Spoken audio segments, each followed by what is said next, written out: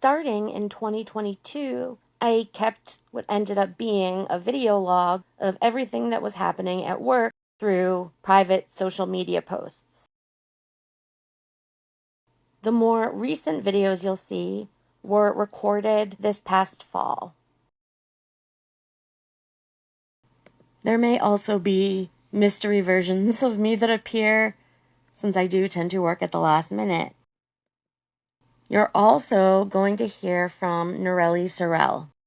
You may know her as your favorite Spanish language couples therapist.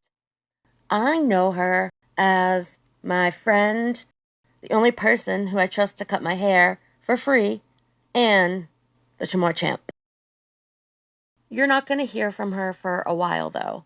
First, we have to go through some probably boring, but definitely important backstory.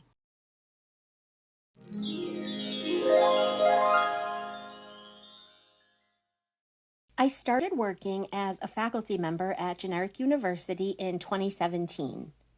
I worked in medical education, which means basically I studied how to optimize medical training and make sure that what people learned was put into practice. According to everyone, until I came forward, I was really good at this job. I had an annual review every year, and each year I was told what a good job I was doing. I received an award for my job in 2022. Although I was having success at work, behind the scenes I was still struggling with my mental health. So in 2020, I underwent a neuropsych evaluation. I think that everybody should get a neuropsych evaluation if they have the ability to, because you learn really crucial information about yourself.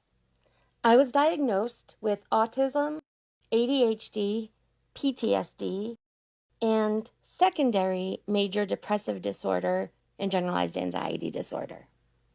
Once I realized that part of why I struggled in college and in grad school was because of my disabilities, it became really important to me to make higher ed more accessible to people with disabilities.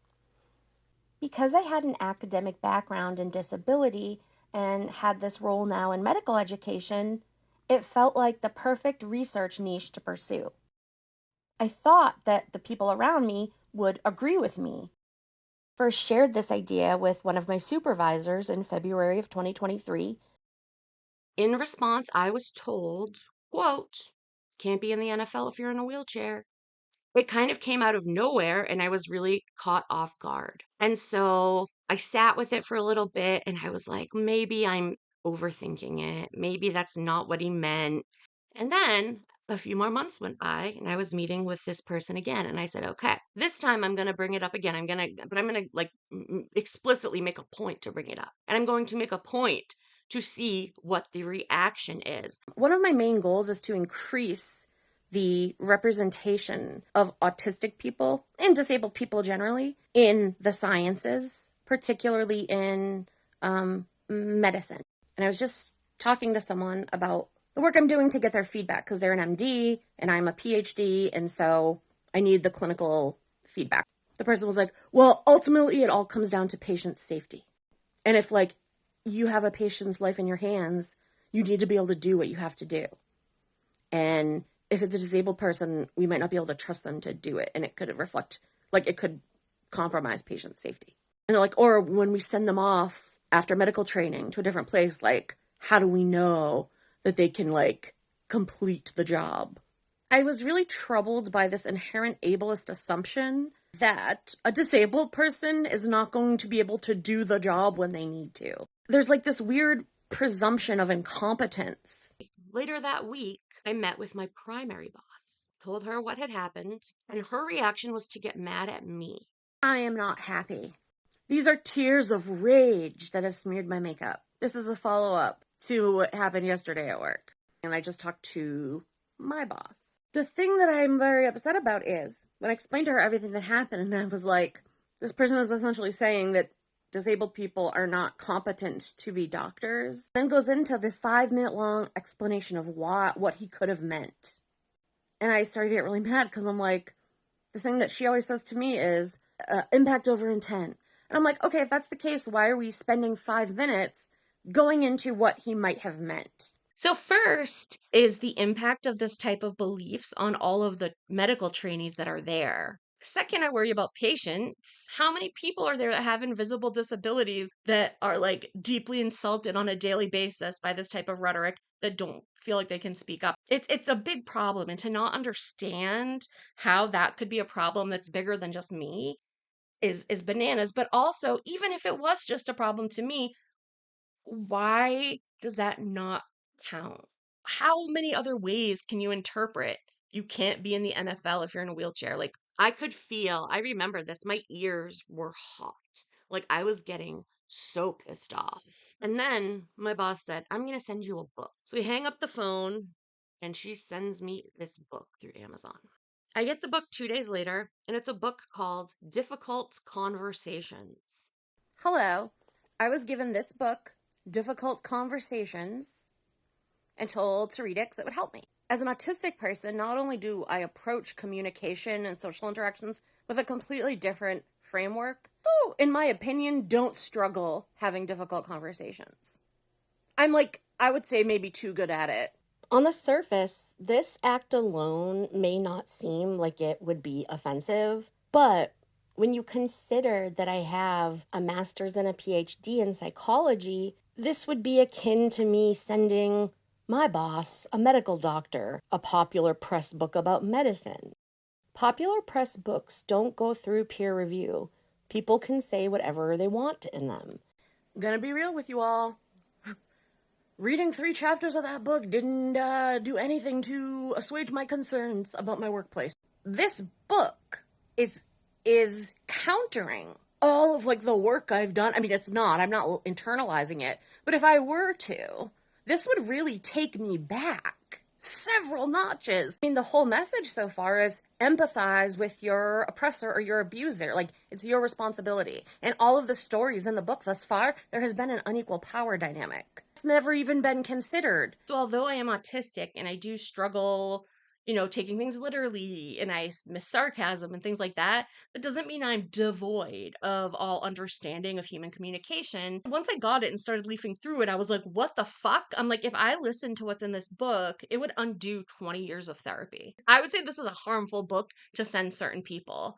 At best, useless. At worst, harmful. I was really confused about why this book would be helpful to me, someone who went to her with really valid concerns about the rhetoric around disability and disabled learners in the residency. I emailed my boss to ask her why she thought that this book would be helpful to me specifically. And can you help me understand what parts of this you think will be particularly helpful for me? The parts about when to bring things up and when to let them go. A few months later, I had my annual review. And in my annual review, I emphasized how part of why I'd been successful in my job was because the interventions that I came up with for faculty didn't really rely heavily on executive function. Executive function is like your brain's project manager. It helps you keep track of what you need to do, when, and how you're supposed to do it. When your executive function is overloaded or underfunctioning, even really basic tasks can feel overwhelming or impossible.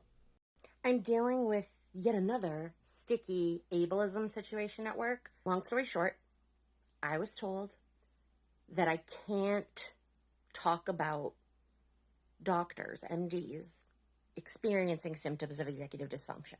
I can't even imply that the MDs might have executive dysfunction because it could offend it. I'm not even saying that they have it. I'm saying that because of the stress of their jobs. If someone is insulted at the suggestion that they may have executive dysfunction, they need therapy. After that conversation, I wrote her a nice email. And this is the email I wrote my boss. I wanted to share some feedback I had after our discussion. I completely understand and appreciate your point that insinuating some element of executive dysfunction might offend some MDs. At the same time, this highlights the need for education around disability. I think one major factor causing the communication barrier is that outside of medicine, the generally accepted model of disability is the social model of disability, in contrast to the medical model. You may already be aware of this distinction, but I'm attaching a paper on it if you're interested. I am committed to creating a psychologically safe environment. If using accurate scientific language to describe cognitive processes offends someone, that's not something I can control.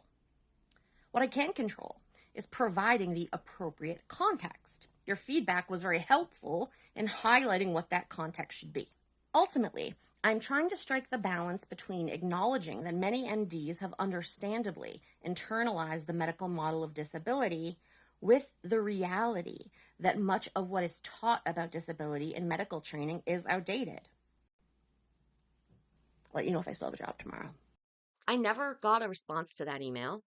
And 2 weeks later, I saw my boss all day in person. And we only saw each other in person 2 or 3 times a year. She didn't say one word to me. I'm in this position now where both of the people that are like my bosses, not only are they not encouraging, they either discourage me or they say some fucked up ableist shit. These are very small things, right? And I've only told 2 of 10 million. But together, they paint a picture that the people that I was reporting to and that were kind of in charge of my professional trajectory, they fundamentally didn't understand disability. They fundamentally didn't understand what I wanted to do. They saw it as a threat for some reason. And as a result, I was punished for it. I was treated like the problem. I am confidentially meeting with my department chair, which is my boss's boss. I'm not going to go in and being named names. Basically, I just want to be like, this is the type of research I'm going to be doing. And I've been getting kind of like mixed support. If I have your support, then I'm less concerned. If both of my bosses are just like, yeah, and then I keep doing it, I feel like that could potentially get me in trouble. And I kind of did that just to test the waters because I'm like, so many people I'd gone to before were just like responded horribly. So I kind of had this meeting with him just to test the waters and be like, is this a person who cares about DEIA or is it just lip service to them? I, at this time, am not like, oh, this is illegal discrimination. I'm like, this is bullshit. And I'm not going to be able to be successful with these people as my bosses. But I didn't think I was being illegally discriminated against. My meeting with the department chair, I thought went really well. He seemed really understanding. He did seem to genuinely care. And so I left the meeting feeling like this is work I can pursue without fear of getting into trouble. Except there's one really important thing that I haven't told you yet. It was at this moment, while I was trying to figure out, like, why are they being like this, that I remembered that something had happened in 2022 with one of the residents. And that particular resident had written a few articles about his experience. So I went back and read the articles. And I was like, wait a second. I know who that is. I know who that is. And then I started making some connections. One of the primary people that this resident had come forward about accusing of racism was my primary boss's husband and other people in the internal medicine residency. So I'm like, oh, okay. Basically, what we have here is a group of people who are really on the defensive. If nothing else, like that helped me understand why I was getting treated the way I'd been being treated, and it all aligned with what I'd experienced. These people would be acting crazy defensive if they had been, just in the last year had a run in with discrimination. I wanted to talk to the source, so I reached out to that resident who had moved on and is now successful in a more competitive specialty than the one he'd been forced out of at generic university. And he told me a lot of other things as well that weren't in the article. For example, that he had been offered money in exchange for not continuing to speak out. They held his visa status over his head. It was really disgusting. And there's just no reason for that to ever happen. Now you might be thinking, well, why'd you believe the person that left? A couple of reasons. One, no reason to lie, whereas all the people still at generic university had great motivation to lie. But also, he connected me with the lawyer that he worked with, and that lawyer confirmed everything. It became really clear then that I couldn't be professionally successful with these people as my supervisors because of the beliefs they had about disability. I can't pursue the things I want to pursue because they disagree with the goal of increasing the accessibility of medical education. I did talk to a lawyer, and he basically was like, generic university is a private university, so you're not covered by whistleblower laws, but, just keep documenting things and, just basically like you can't do anything. And so at that time, I did talk to some allies I had at Generic University, and they were like, you really just need a new supervisor. Everyone knows you, everyone likes you, people trust you. If you just say what's going on, I just wanted out of that toxic situation, and I wanted those people to get the education that they needed so they wouldn't cause harm. These are all people that work in medical education, therefore have a lot of influence on how medical doctors are trained. Finally, something happened in November of 2023 where I was just like, all right, I'm not going to be able to help make change from the inside out. I formally came forward the Monday before Thanksgiving in 2023. And when I made this move, I did it with input from multiple people at Generic University and with input from a lawyer because it was important to me that I went about it in the right way to cause as little harm as possible. And one of the main things I was told is that, you need to, say you want a new supervisor, but also have some ideas of, well, what are other types of roles I could do? Because of my skills and research methods and stats, it's not really hard to find jobs for me. So I can pretty much work on anyone's research. But I did have specific ideas because I'd been there for almost 7 years, 6 years. So I'm like, I have specific ideas of like other people who could be good bosses for me, other types of work I could do. And I was not completely unwilling to continue to work with the people I came forward with, but I really did want a new, like on paper supervisor. I was good at the job. It was good pay. Like I knew I wasn't going to get another job like that, but I couldn't do it. Psychologically, I couldn't do it. And I came forward to the person who I was hoping would be my new boss. And I let him know that I talked to the department chair previously. And he was really great. He was really nice. He was understanding, and he was like, I need to talk to the department chair, but I know you're in a tough situation. Can you like hang tight for 1 to 2 weeks? It was the week of Thanksgiving. Yeah, I can hang tight 1 to 2 weeks. I've been hanging tight for months. I waited.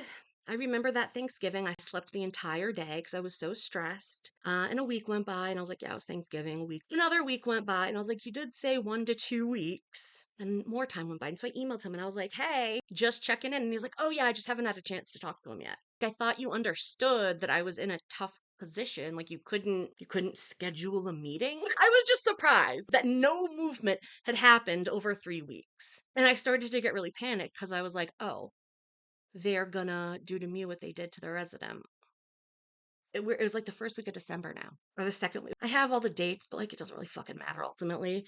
I texted the chair and I was like, hey, I met with so and so and they said they were going to talk to you, but it's been like 3 weeks and there hasn't been any movement. Can I just talk to you directly sometime soon? This was on a Friday afternoon and he was in the hospital working and he was like, yeah, I'll call you as soon as I get out. And I said, okay, thank you. In the meantime, I'm going to email you some stuff. So I emailed him my 10 pages single spaced of like my concern. Now, at this point, remember, I had met with my department chair in mid September of 2023, and he had been very supportive. And so I perhaps foolishly assumed I would still have his support. And as soon as I emailed that, he texted me again. He's like, we need to talk next week. I need time to look at all of this. And so I started to really panic at this time. I wasn't panicking to them, but internally I was panicking because I was like, they're going to force me out. I went on a leave of absence for mental health. I was on leave to deal with this situation. I wasn't on leave to go on vacation. I took the leave because I'm like, I can't work and also be dealing with this shit. So that following Monday, one of the people who independently had observed that my treatment had changed, they met with him in my place just to kind of suss things out and like say, she has major concerns. She's really worried, like, right, just to kind of lay the groundwork. And I was so grateful and still am so grateful and appreciative to them for doing that. And in that meeting, the department chair assured them that I had nothing to worry about and that everything was all good. So I texted with this person. I said, so you think I'm fine to meet with him alone? And they said yes. I mean, I'm not blaming that person. They had no way of knowing because they were also being bamboozled. So the next day, Tuesday, I meet with him over Zoom. The first thing he says to me is, I've thought about this a lot. I want to open an EOO investigation. And I was like, okay, like I will participate in it. Also, in that meeting, he told me that he would talk to my boss about what was happening. So I was like, okay. He'll fill her in that I came forward about some unsavory things and it gets messy and it's shitty, but like right thing. Now, again, I wasn't out to get anyone to lose their job. I wanted anyone to be fired, but I didn't want the harm that was happening to continue in the residency. And so, in order for me to achieve that, I had to name some people that did some things that weren't good. But it was still hard for me. So, I agreed to the EOO investigation. And in retrospect, I'm so mad at myself for a couple of reasons, but one specific thing. Have you ever heard of duper's delight? Duper's delight is a micro expression that people show when they've tricked you. And it's like a little smirk that they give. And after I agreed to participate in the EOO investigation, he flashed me Duper's delight. And in the moment, I was like, that was fucking Duper's delight. But I was like, no, that would be insane, right?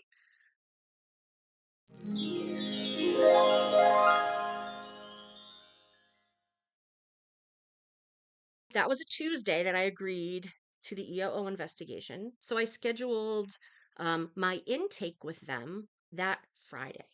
So it was Friday, December, all inserted here. And I did my intake with them and I met with a lawyer via Zoom. We met for an hour and a half. And she was like, okay, just like tell me what you experienced. And then I'll write up a summary of our discussion. I'll email it to you for you to, look over, correct, make sure you agree with the summary. And then we'll make a judgment of whether or not to open an investigation. So no investigation had actually been initiated. They were just doing the intake to determine if they should open an investigation, which at the time, like I genuinely thought that these people cared and like were trying to do the right thing. I didn't understand that I walked into a trap. Talk to the lawyer. We have a good conversation insofar as I've communicated to her my concerns, what I saw, what I know, etc. And that's it. And so like you'll hear back in a week. And so I assume in that time they're going to, I have documentation.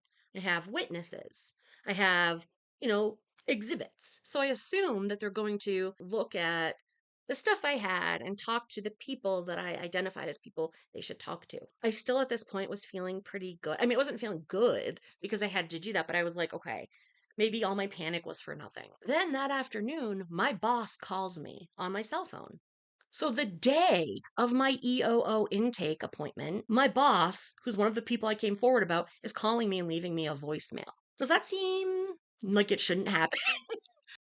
When we'd met, my department chair told me that he was going to talk to my boss and fill her in on what was going on. He hadn't done that. That boss tried repeatedly to get in touch with me. She was asking people that she knew I was friends with at work for information about why I was on leave. And she even went to HR and had HR call me and tell me that I didn't go out on leave correctly, even though I had. And obviously, she should have been appropriately informed as well and wasn't. But that also created so much stress for me. So, like, the person I came forward about is having HR call me, is calling people and asking about me. It was really stressful. So I emailed the chair to say, I thought you said you were going to talk to her about what was going on. Why is she calling me? That is when I was made aware that any change in my reporting structure, who my bosses were, was contingent on the outcome of the EOO investigation. Had I known that, I obviously wouldn't have fucking agreed to it. I only agreed to it because I thought that the chair was genuinely concerned. I didn't know that I was being set up. I told my department chair a couple months ago about all like the discrimination, like ableism that I had experienced since disclosing my disability. And I had no issues for like 5 years before that. I just disclosed that I was disabled and I started getting treated really badly by my boss. So since my chair already knew about some of the ableism, my family like went forward and I was like, okay, here's like everything that's been happening. And so cut to last week, my department chair met with without me and she talked to him and then she was like, no, like he's super concerned about you. He said you could switch supervisors. No big deal. Like he's just like really concerned about you. And I was like, okay. I was scheduled to meet with him the next day and I was like, so like you think I'm fine to meet with him alone? She's like, yeah, like he's good, right? He tricked her and me. And then when I was meeting with him, he also said, I want to initiate an EOO investigation, like equal opportunity to see if there was like illegal discrimination. And since I was not coming forward just about my own discrimination, I was like, yeah, bring them in. Let's get to the bottom of this. I found out this week that he, I guess, lied or tricked me. And now he's saying that my ability to switch supervisors is contingent on the results of the EOO investigation that he initiated. And so what he said is basically, well, if they don't find anything, you have to keep working for your boss. He acted like he cared and then used it to fuck me just because this lawyer asks me the same question in 10 different ways to try to get me to slip up so she can point to some minute semantic bullshit that it's not technically illegal. Then I became hell-bent on knowing what the EOO was going to do. Because now my future at Generic University hinged on what they decided. So a week went by. They told me it was going to be a week for them to decide, again, whether or not to open an investigation. They weren't doing an investigation over these days. They were deciding whether or not to open one. So it took a week. I didn't hear anything. No decision from the EOO. Then the holidays come up. Then we get into January, and I still don't have a decision. I reach out to the people that I named as witnesses, and I'm like, have they reached out to you? No, I haven't heard from anybody. So what the EOO is doing, I don't know. But there is one curious piece of information I haven't disclosed to you yet that I think will make their behavior make more sense. Remember how I went on leave, medical leave for my mental health? As far as the EOO and my department chair knew, my leave ended on February 1st. What do you think they were doing? I'll tell you. My lawyer told me, and I was like, they wouldn't do that. What they were doing is they were withholding their decision of whether or not to open an investigation as long as they could to try to hit my return date of February 1st so that I would be in a position where I was told, nope, they're not doing an investigation and you need to go back with the same people you came forward about or leave. That's what they were trying to do. And you want to know how I know that without a shadow of a doubt? Because when I was consulting with the lawyer, I was like, they're taking so long to give me the outcome. Like, what are they doing? And she's like, they're waiting for your leave to run out. And I was like, really? And she's like, yeah. She's like, they're not going to open an investigation and they're not going to tell you that until like as late as possible. She's like, so what you're going to do is you're going to say, I assume you're not opening an investigation.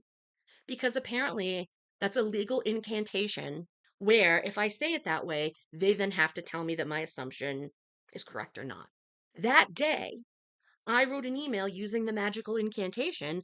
Within 12 hours, I had their decision that they weren't opening one. And this is now mid-January. They didn't take anything I said seriously. I have evidence of a resident being offered money to stop talking about what happened to him at Generic University. And that isn't grounds to open an investigation.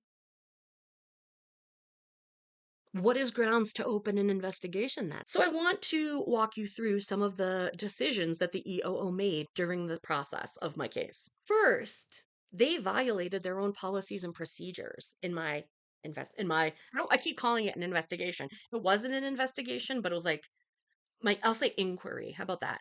So they didn't follow their own policies and procedures when they did the inquiry in my case. And I knew that because they had their policies and procedures on their fucking website. They just skipped over entire chains of reporting. And in my case, that might have made a difference. The lawyer that I spoke to who decided not to open an investigation, that lawyer applied the wrong state standard for discrimination. After doing all of that, they still waited over a month until I used magic words to tell me that they weren't opening an investigation.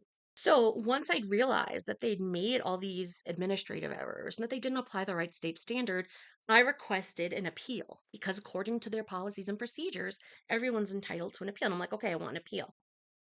No, I don't get an appeal. So you violated your chains of command.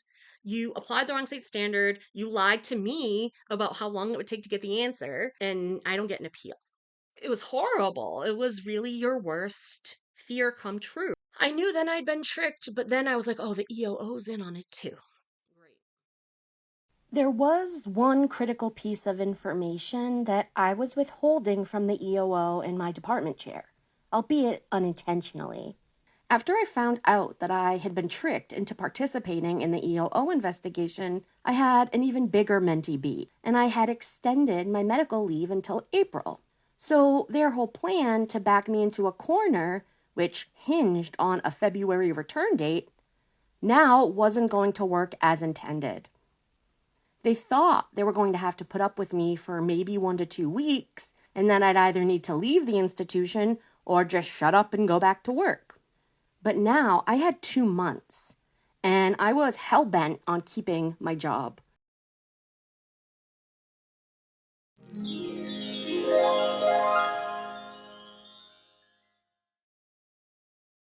Most of what I'm about to share is not really anyone's business, but since so much of what people believe about this story involves my autism and mental health, we need to briefly cover a few things.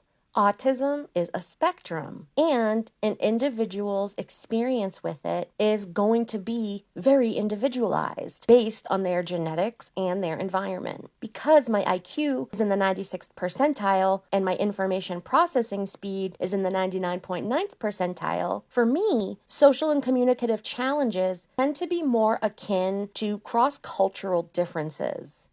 I don't have trouble understanding what people are saying or doing, but when those things are inconsistent, I tend to become very confused and inquisitive.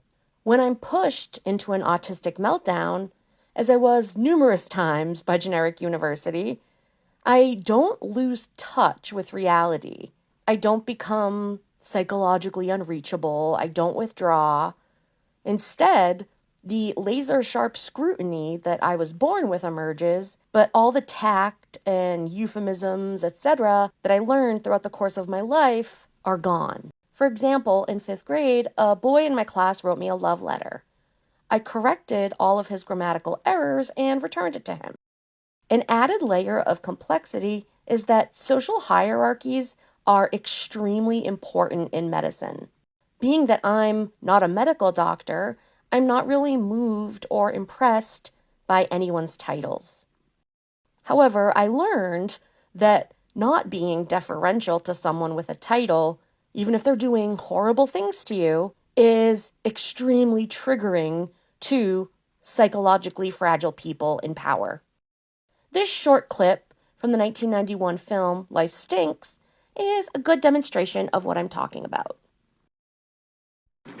Now look, let's be reasonable. Okay. There's an enormous difference between us. Even though in your twisted mind you think you're rich, you're really not. On the other hand, because of my serious understanding of the world of finance, I have amassed $6.4 billion. And I've amassed 6.5. Wait a minute, let me show you something. What? This.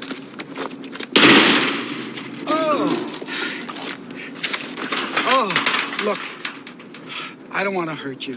you don't? No. It's just that it's important to me that you understand. I guess it doesn't make any difference who's richer, does it? Oh, no. Well, forget about it. Oh, God, thanks. Because I'm really richer. But I don't...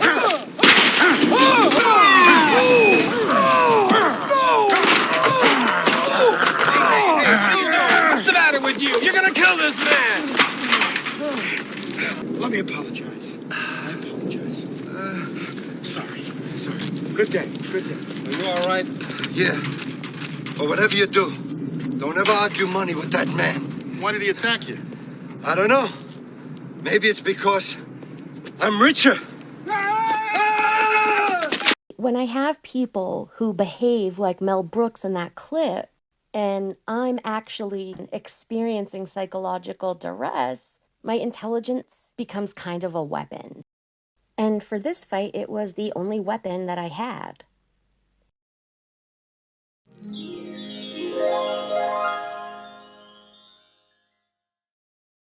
Aside from the bunk EOO inquiry, After I came forward, I was on the receiving end of pretty severe, widespread retaliation. Every attempt I made to protect myself and my job was met with worse retaliation.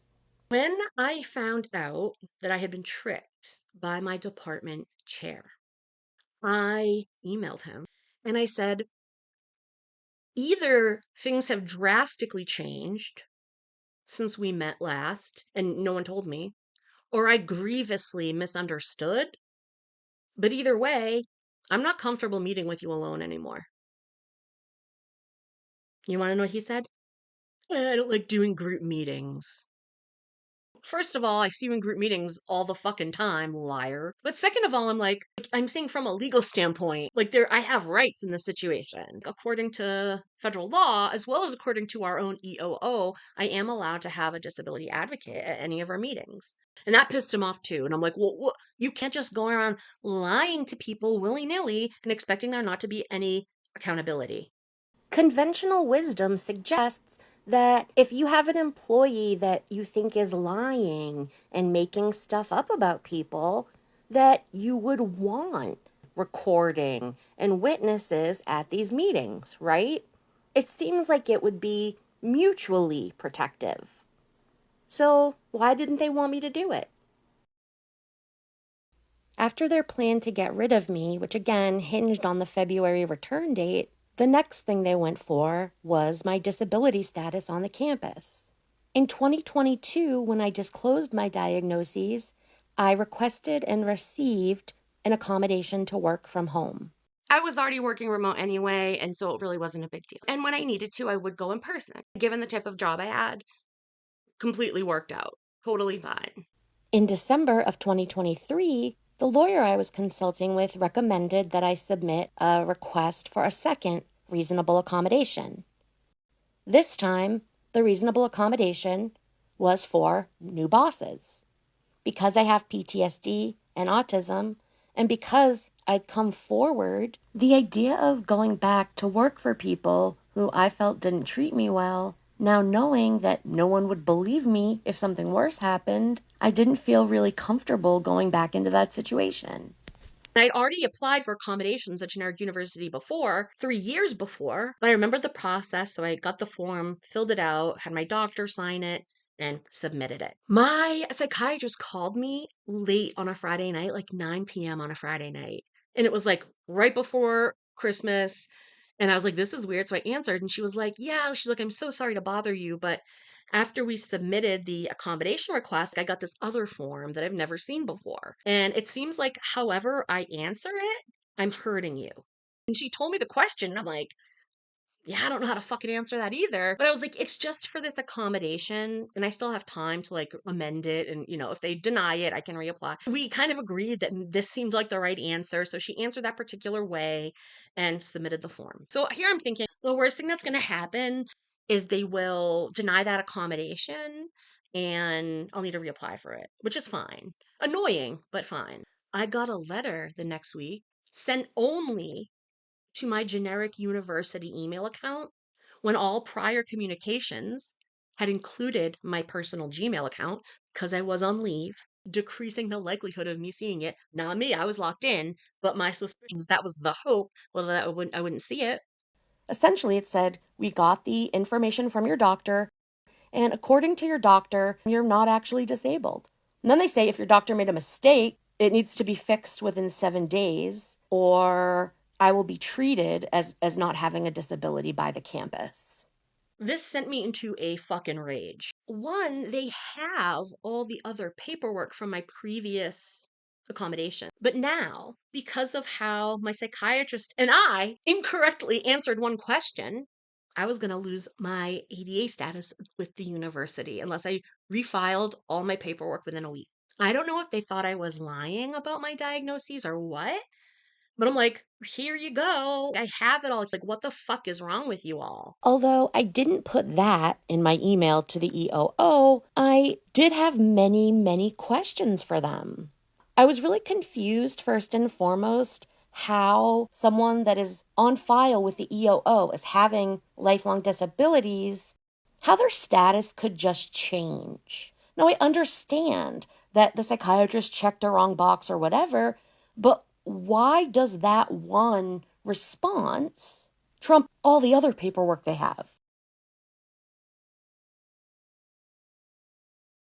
Third, I called them out for not sending it to my personal email because that was very clearly a choice. But in response to that email I sent, I kind of just got a condescending rewording of what was in the letter, not any answers to my questions. So I replied and I asked my question again. It was at this time that I learned of another shady practice that the EOO at Generic University made part of their repertoire. I'm in the middle of editing the documentary, and there's something that I have to just sidebar about. I got accommodation to work from home in February of 2022, like a disability accommodation through the EOO office. A few months after I got the accommodation, I got a letter from the EOO in September of 2022 saying that my case was closed. And I took that letter, and there was nothing in the letter that would make me think otherwise. I took that letter to mean that, like, the administrative process was done. The accommodation was filed and like it was like set. You know what I mean? My suspicion is that they do this to everybody. So then they have recourse to say, no, we closed it. They never said that that meant the accommodation was gone. So shady. The kicker is the person who emailed me the letter saying I need to refile all my paperwork or I'm not going to be considered disabled anymore, they were the person I met with in 2022. But now this very same person who had been so helpful to me is knowingly trying to take away my protection. My emails that day, which were pissed, rightfully, the executive director of the EOO emailed me. And she said, I've been forwarded your communication. And I just need to remind you that your communication needs to I expect you to follow the code of conduct.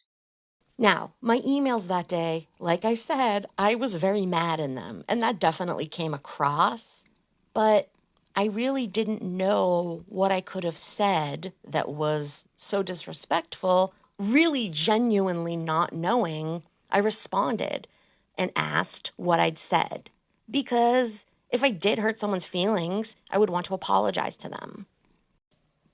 Perhaps not surprisingly, the response I got was mean and condescending. I let her know that I wasn't looking for professional development. I wanted to know if you read all my emails and you saw something that I said that was really egregious, I would want to know, and you should be able to tell me, right? I didn't hear back, so I decided to read the entire code of conduct myself. Because what do you say? No, you're not lying to me. No, you're not gaslighting me. No, you're not trying to sweep all this discrimination under the rug. But I have to refer to you in the formal usted. Like, fuck off. I refiled all my medical paperwork with their office, and my psychiatrist resubmitted the form for the reasonable accommodation to get new supervisors. I tried multiple times between January and March to meet with the EOO about this accommodation request to get it resolved. They refused to address it until my return from leave was imminent. Once again, trying to do that same pattern of waiting as long as they could to try to fuck me over as badly as possible. And I'm like, no, I'm on leave now to straighten this shit out. So when I come back from leave, I can be working. My doctor submitted a letter to the EOO asking them if they would deal with the accommodation sooner because I was having such high levels of psychological distress. They still wouldn't do it. So now the entire university is going against my doctor's recommendation. They denied the accommodation 2 weeks before I was set to return. Lest you think that the EOO was the only source of retaliation I had to contend with. I was getting it from every angle possible. Outside of the silo I'd worked in, I had been fairly well connected across GU's medical campus. However, when I reached out to people who I'd previously worked with and had good rapport with, they either didn't respond or they responded in a very cold or rude way. Any potential work I might have had with them clearly had been taken off the table.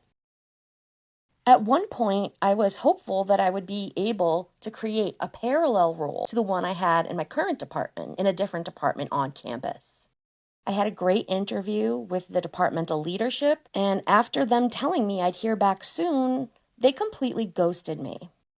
I sent a few follow-up emails in the subsequent weeks and months, which weren't responded to. At that point, it was clear that I had been largely, if not entirely, blacklisted.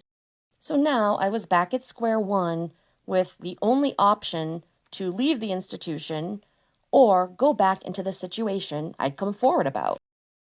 I reached out to the Ombuds office. I didn't do that previously because I'd known that people in the Ombuds were very friendly with some of the people I came forward about, but I really was running out of options, so I decided to reach out. The person from the Ombuds actually listened to me, but still seemed very skeptical that everything I was saying was true. Despite all the evidence I had, the Ombuds seemed to struggle to believe that this all wasn't just the result of a big misunderstanding. But they listened to me, and pretty much no one at Generic University would. At first, the Ombuds served as kind of a go-between for me and the department chair. I had no problem emailing the department chair. He just seemed to have a problem responding to me. Another function that the Ombuds serves, aside from independent investigation, is conflict resolution. When I was asked what my ideal resolution would be, my very first choice was that I would be given an opportunity to be an independent investigator, meaning I would be given whatever any other new PhD faculty member who was just starting out would be given. And if I couldn't secure my own grant funding within a few years, I would leave on my own accord. That seemed kind of fair to me, especially given my history of service in the department, Department chair immediately said no to that. because the chair saw that as rewarding me. You're punishing me then? He was not willing to meet me at all halfway. It was, you have to go back as if nothing happened or nothing. His return offer was 4 months' salary to leave the institution. I said no. Over the course of spring of 2024, I met with my department chair over Zoom about 4 times, always with the Ombuds present. In the state in which I live, it is illegal to audio record conversations without the other person's knowledge, so I didn't do that. But there are no laws that state I can't have a witness in the room with me during Zoom meetings. And I did.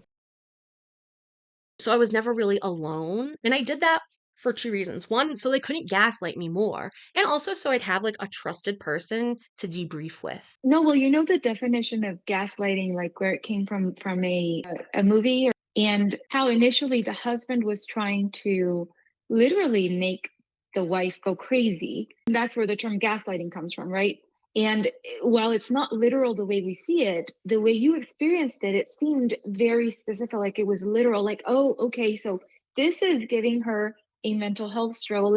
Let's expand the issue. Like, let's play on this and let's poke at it and make it bigger so we can have basis to say that she's at fault.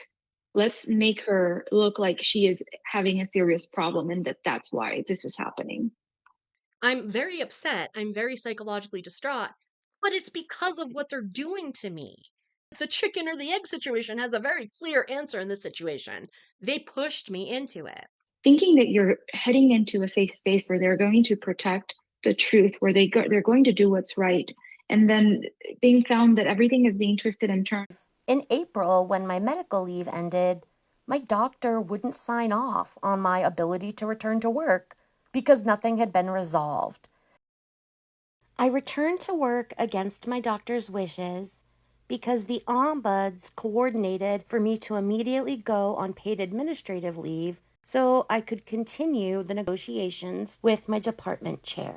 The things that were said to me in these meetings from the department chair, the way I was treated. You were being mocked. You were literally being mocked. You were losing your job. You were facing that reality. And naturally, you were going to have emotion. You were crying like anybody that was losing not just a job, a career that they worked really hard for. And for him, it was like he was gloating over that. It was part of proving a point. Like, there we go. Yeah, here we have our slogan. At the suggestion of the lawyer I was consulting with, I filed charges against Generic University with my state's Commission Against Discrimination. I tried multiple times in January and February to reach out to people that I worked with to tell them what was going on. I only did that after it had become clear that all the systems were turned against me and trying to get rid of me. And I was like, well, surely if everyone knew the truth of what was happening, they would do something. My understanding is that everyone just thought I like had a mental health episode, which I was having a mental health episode, but it was because they were torturing me. No one would respond, or someone forwarded one of my emails to faculty affairs. When I met with the director of faculty affairs, who is a licensed social worker, I explained to her what happened and that I'd been lied to by my department chair. She said, "Well, I know you're saying that you were lied to, but I also know you're autistic, and so you have your specific way of seeing things." As I'm working on the documentary, I have been kind of like putting off looking at emails that I sent during that time because my main memory is that everyone was like, your emails are so inappropriate. Like, because I was reaching out to people to tell them what was happening and like ask for help, and that was so inappropriate. So I read through a bunch of them today.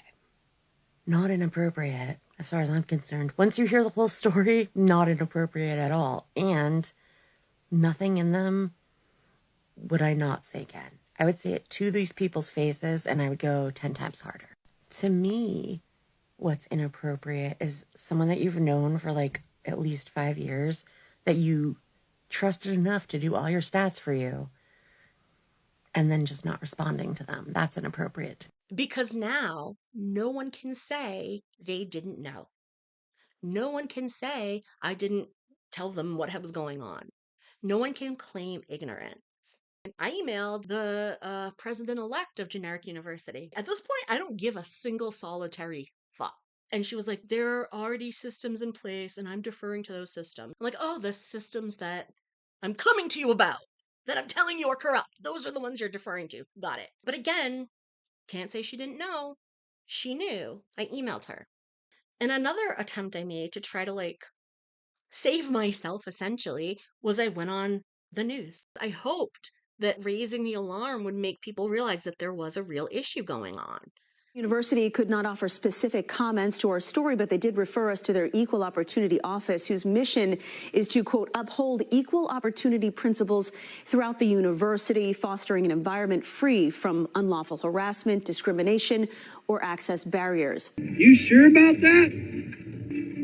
You sure about that? Now we're trying to nitpick and find things that maybe can point back at you are just not a good fit. In the meetings, the department chair either outright said or insinuated that I actually wasn't good at my job, and that people didn't like working with me, and that I was very difficult. When I pushed back and I said, okay, but I've never been given any negative feedback before, his response was to say, "You're not perfect." And I was like, yeah, that's not what I'm saying. What I'm trying to tell you is that I'm not psychic. Whatever story they were telling about me, like the goalpost just always moved depending on how I responded. Never been reprimanded or had any write-ups of sorts, and now you're the problem. Something that really demonstrates how much of a vendetta my department chair had against me is before one of the meetings between me, the chair, and the ombuds, the ombuds gave me instructions for how to start the meeting, what to say, and how to say it. I followed these instructions exactly. When I started the meeting in the way that the ombuds suggested, the department chair looked at me and said that I was being out of line. It was clear he had a vendetta against me. And we don't know why, but it was there. And everyone saw it, including HR. And HR told me they have no power. He gets to make the decision. You were being mocked for the way you were speaking, and then there's this like, are you hearing this? Like, are you hearing her? Like, can we note this? Can we understand that this is the problem? Like, that was the attitude. And it was very disrespect. It was beyond disrespectful. It was abusive. Good afternoon. Does anyone know what government agency I file a complaint with if I strongly suspect that someone at my work is a supervillain? In late spring, I received an excited email from the ombuds saying that the department chair was now reconsidering the initial resolution I'd offered of me becoming an independent investigator in the department. However, when I got on the phone with the ombuds, my hope was crushed. The chair would agree to my proposition, but I would only be given 4 months to get grant funding. If you know anything about how grant funding works, you know that that's not possible. I told the ombuds that whoever made that offer either knows nothing about grant funding cycles or they're intentionally being antagonistic. I found out after that the offer came from my department chair. But, there were some people that really were like, the way this is going is not good. Like, we need to take more of a restorative justice approach, which I completely agreed with. And the thing is, I can't be involved in any sort of restorative justice discussion when people are lying to me. I'm all for that, but like, they need to join reality before that can happen. But I really did want to try and make it work because I'm like, we need as people to like understand how to have these things come up and move past them. And so I did meet with the can't be in the NFL if you're in a wheelchair guy. I met with him with someone else. I should note that when I first filed the Commission Against Discrimination charges, he denied saying that. He denied that that conversation happened. He didn't deny it when we met, though. He knew exactly what I was talking about. And so do with that information what you will. I was essentially consoling him. And I do understand it probably was really stressful to be named in those charges, but like, imagine how stressed I am. You can't be mad at me because you faced natural consequences for what you said. In the meeting, it was obvious that this person did not even understand. They were just mad at me for coming forward. And I understood that, but I also was like, as an adult, you need to take responsibility for what you did so we can move forward. And what he said during this meeting is it all just comes down to patient safety. It all comes down to patient safety. And I left the meeting not feeling good. And I emailed him after and I CC'd the person who was in the meeting. And I was like, listen, I appreciate that you met with me, but the problem is your repeated underlying assumption, underlying concern. The thing you keep going back to is that the presence of disabled people compromises patient safety in some way, inherently. With disability, it's such a heterogeneous group.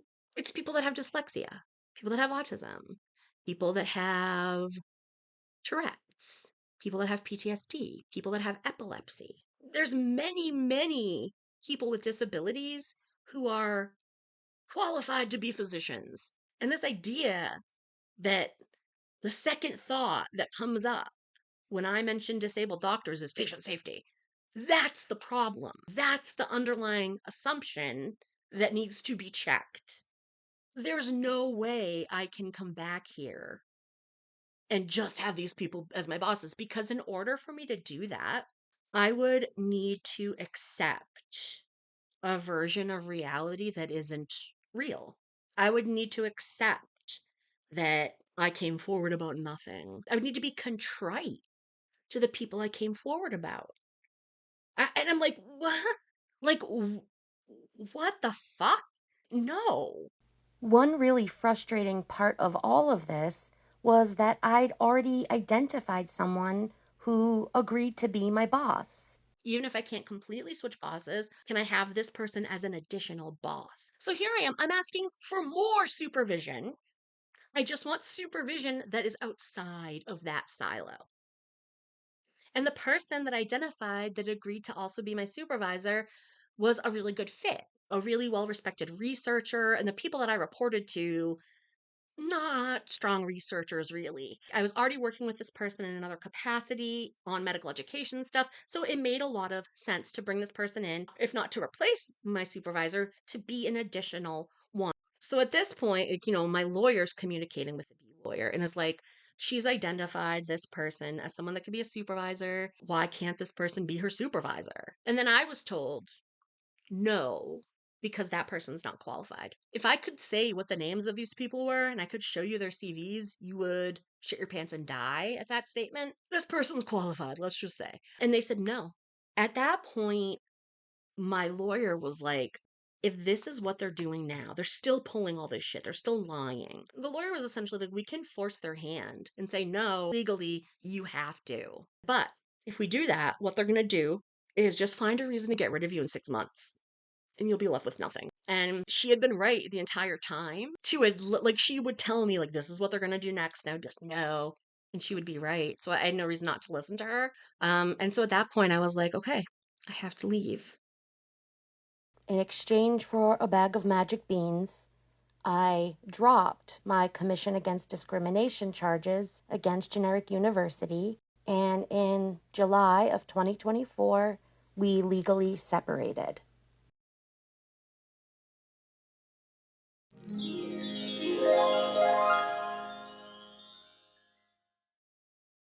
It's the night before my documentary premieres, and I forgot to record a conclusion. So here goes, all in one take, with no preparation. If I used to work with you at Generic University and we haven't spoken since 2023, if you watch this and you feel compelled to reach out to me, fucking don't. Honestly, now I feel like I've just relived it. Finishing editing it, I mean, it's not fully finished, but it's pretty close. But it's like I just relived it. And seeing it with fresh eyes just makes it even worse.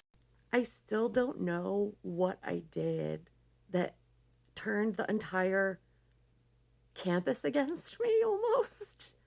But it might have something to do with the fact that I'm richer.